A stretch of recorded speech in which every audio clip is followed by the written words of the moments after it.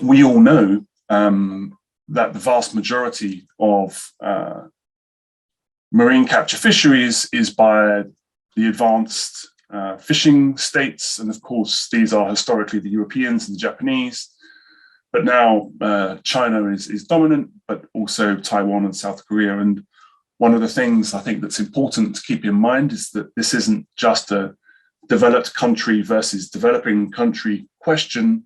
This is largely a question of big capital, big business in each of these countries dominating their fisheries policies.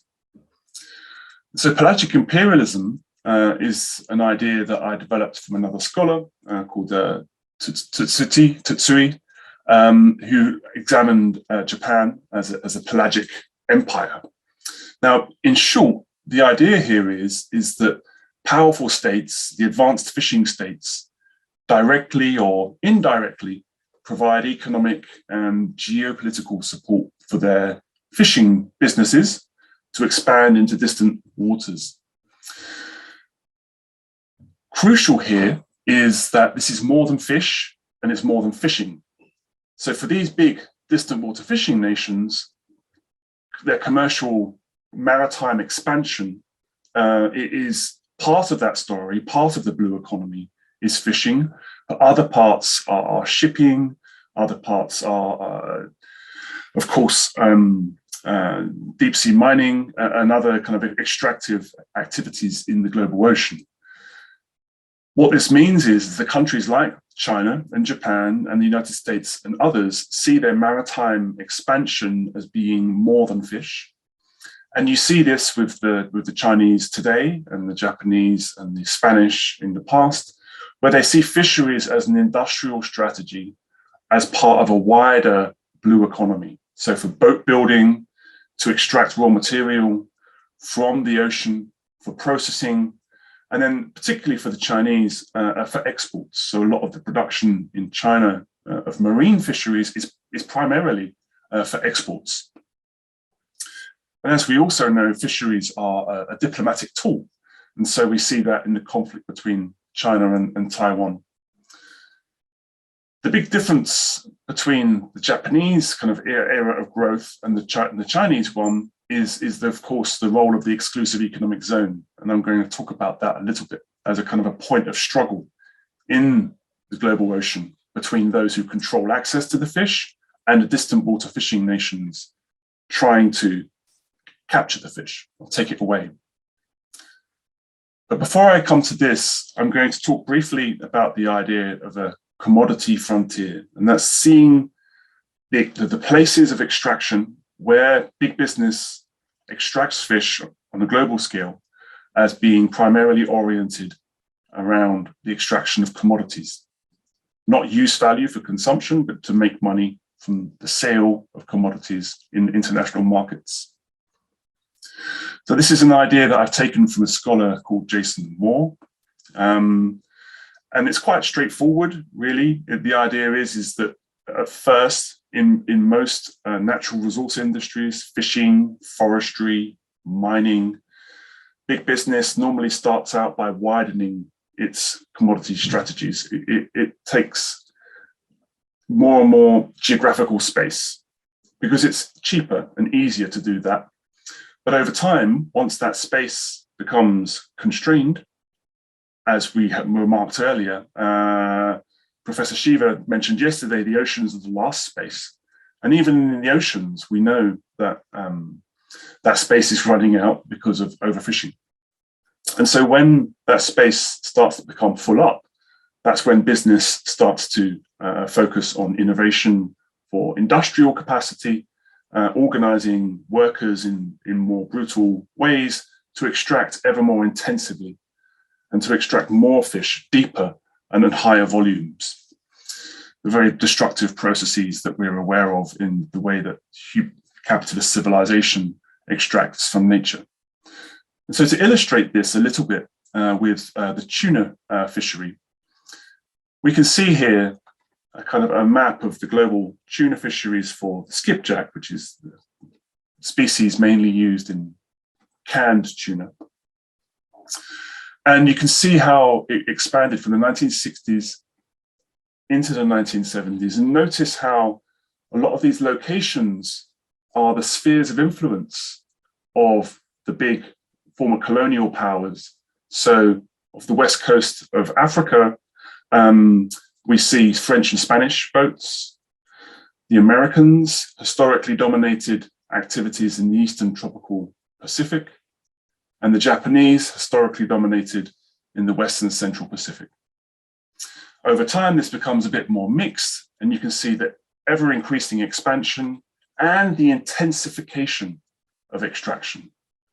So that by the 1990s, you see the global kind of skipjack fishery, the tuna fishery, kind of really globalizing and increasingly intensifying.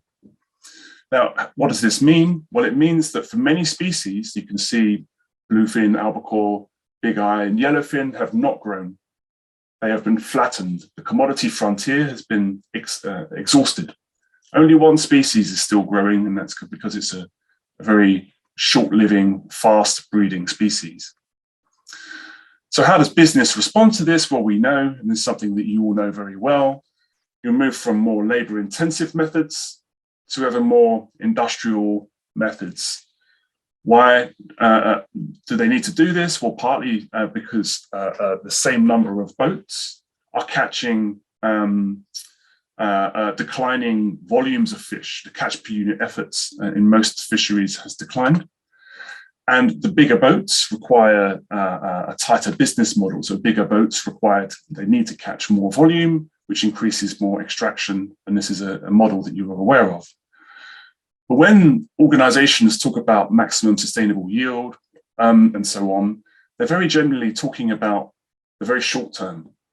But if we take a longer term view, so this traces some tuna species from the 1930s, we can see that the absolute biomass of the species has collapsed. So although they may be seen as sustainable today, historically, these highly commercial kind of fisheries have been radically reduced in their biomass.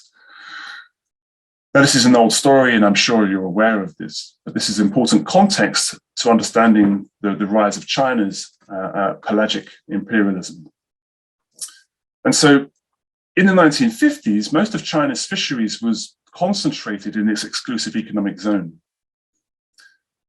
So this is a map of all fishing of the Chinese fleets in the 1950s. And then we fast forward to 2018, and we see the Chinese fleet is fishing very intensively in certain locations, but it's also a global player. So there's this process of intensive extraction and extensive extraction. And so why did this happen? Well, the Chinese government very explicitly decided that it should happen. In 1985, that was when the first Chinese distant water fleets started to expand, taking a large share of the catch from the Japanese fleet. So you can see the Japanese decline, the Chinese rise. And these East Asian kind of fishers were kind of key players in understanding of increasing catch on a global scale, but of course the Europeans and the Americans and others are also important to this story too. Now, one of the parts of the story that I think is really important is, of course, the exclusive economic zone. And here you can see one of the real kind of throwbacks of the colonial kind of history and the colonial legacy of the blue economy. So the mainland, the exclusive economic zone controlled by the mainland United States or the mainland France or Australia or Russia, UK or New Zealand is relatively small compared to the overseas territories, the islands that they control. So for example, the French Réunion in the Indian Ocean, or the French Polynesia in the Western Central Pacific, or Guadeloupe in the Caribbean, for example. And you can see that the overseas kind of exclusive economic zones compared to the national domestic ones are much bigger in all of these cases.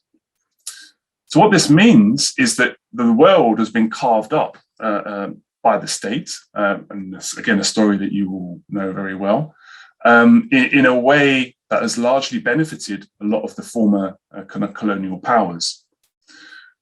Now, what this means is that China has historically had a very small exclusive economic zone. It didn't do so well out of the UN Law of the Sea negotiations. And this is one of the reasons why it justifies its expansion into other contested maritime waters. It also uses it to justify the expansion of its distant water fishing fleet to the global ocean. So in the kind of Chinese waters and the kind of South China Sea, you see these relationships with each of the different kind of regional countries, and they have reciprocal access arrangements. They all agree to kind of share the resources. However, on a global scale, you can see here China's distant water fishing fleet, its activity globally, and notice a couple of things. One most important, I think, is the activity of Chinese fishing fleets around the exclusive economic zone off the coast of Latin America. They're not fishing in the EEZ because they're not allowed to. But instead, they're kind of grouping around around the border of the EEZ.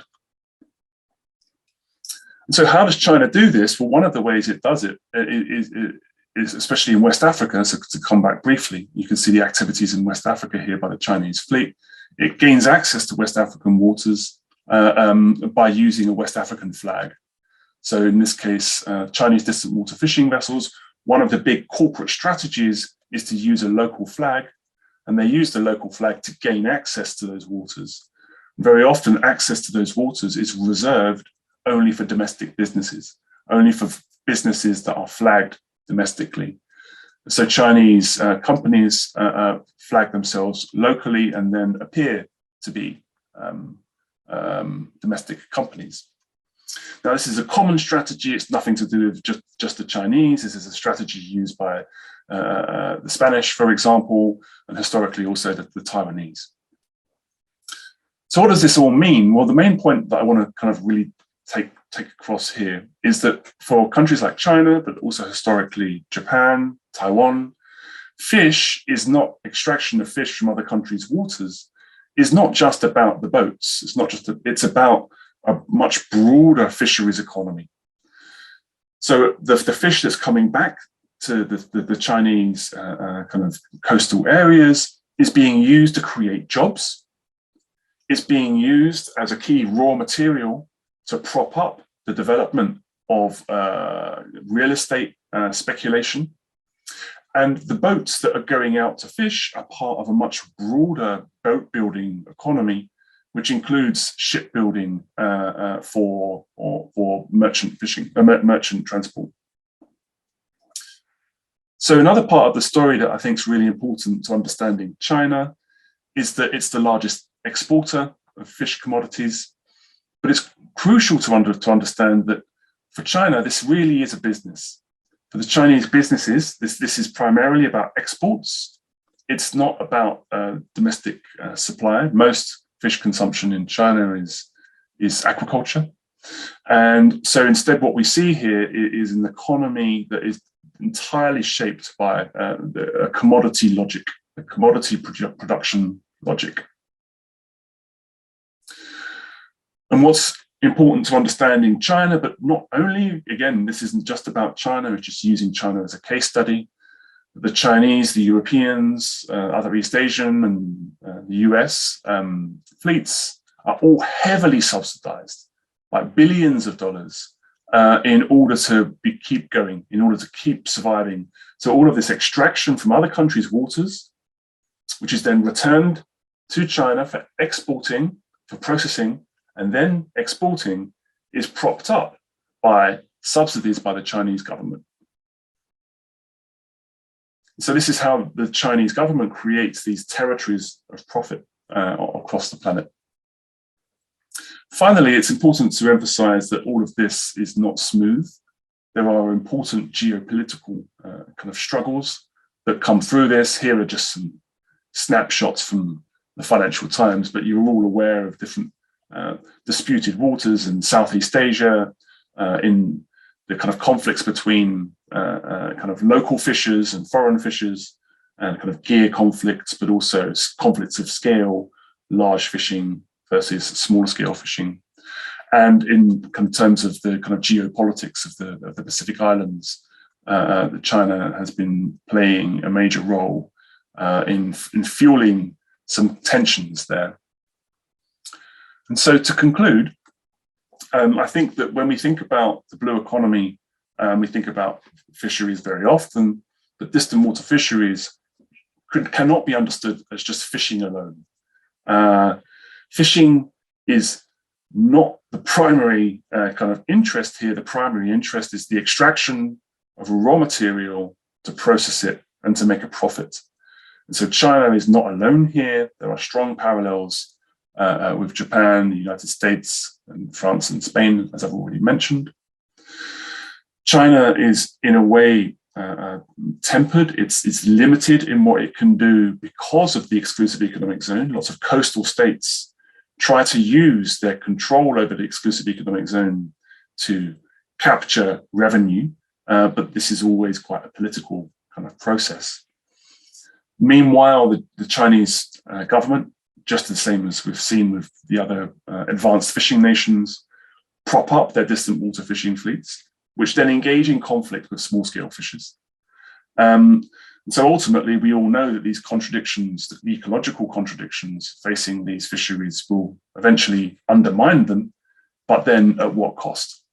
And I think this is one of the urgent questions facing any talk about the blue economy now. And I'll stop there.